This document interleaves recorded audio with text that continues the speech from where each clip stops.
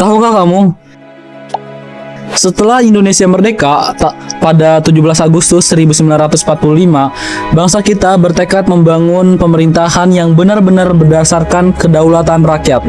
Artinya, rakyat punya hak untuk menentukan arah dan kebijakan negara lewat wakil yang mereka pilih sendiri. Tapi di awal kemerdekaan belum ada pemilu sungguhan. Saat itu DPR dan KNIP masih diisi oleh orang-orang yang ditunjuk. Berdasarkan UUD sementara tahun 1950, pemerintah wajib membentuk DPR dan konstituante lewat pemilu. Karena itu, Indonesia mulai bersiap mengadakan pemilu pertama dalam sejarah demi mewujudkan kedaulatan rakyat dan memperkuat sistem demokrasi parlementer. Nah, gimana sih persiapannya? Pemerintah membentuk Panitia Pemilihan Indonesia atau yang disebut PPI pada 31 Mei 1954 dipimpin oleh Sudirman SH. PPI bekerja sama dengan panitia di seluruh daerah untuk menyiapkan segala hal, mulai dari daftar pemilih tetap, pendaftaran partai politik, sampai pembuatan surat suara.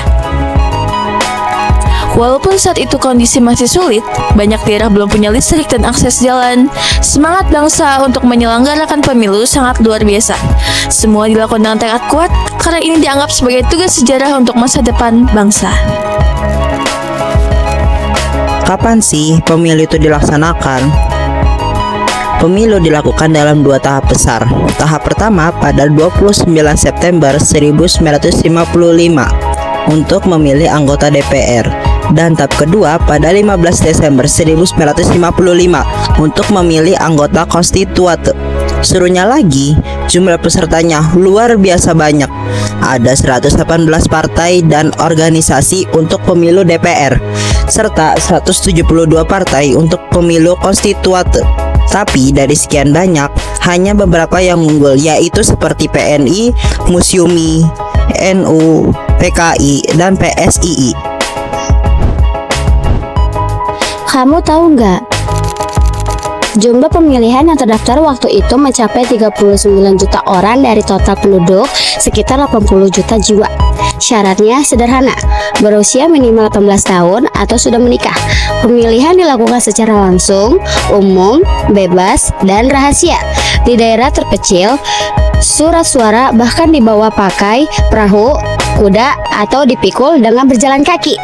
Rakyat sangat antusias data ke TPS dengan pakaian terbaik karena merasa bangga ikut menentukan masa depan bangsa.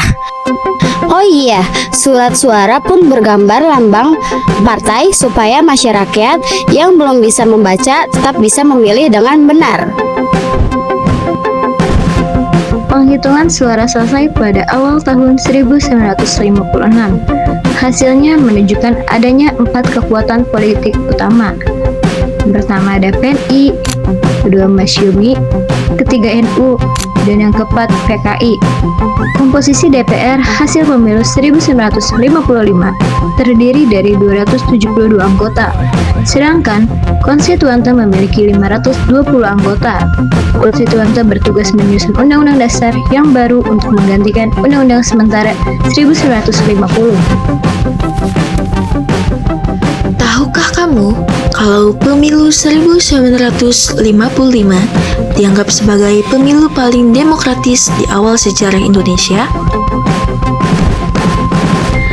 Untuk pertama kalinya, rakyat memilih wakilnya sendiri dan pemilu berjalan damai tanpa kekerasan besar. Kesadaran politik masyarakat pun meningkat pesat.